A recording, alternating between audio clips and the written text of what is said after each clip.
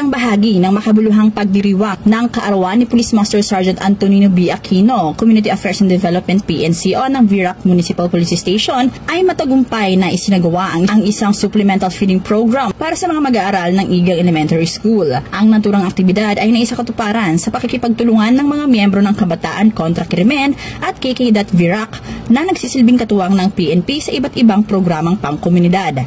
Layunin ng proyektong ito na higit pang mapabuti ang kalusugan at nutrisyon ng mga batang mag-aaral, kasabay ng pagpapatibay ng ugnayan, tiwala at pagtutulungan sa pagitan ng pulisya at ng komunidad.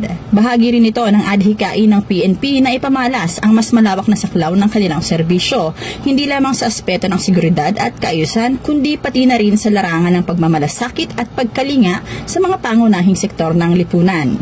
Ang Virac PNP ay patuloy na nagsisikap na maging kasangga ng bawat mamamayan sa paghubog ng ligtas, malusog at maunlad na komunidad.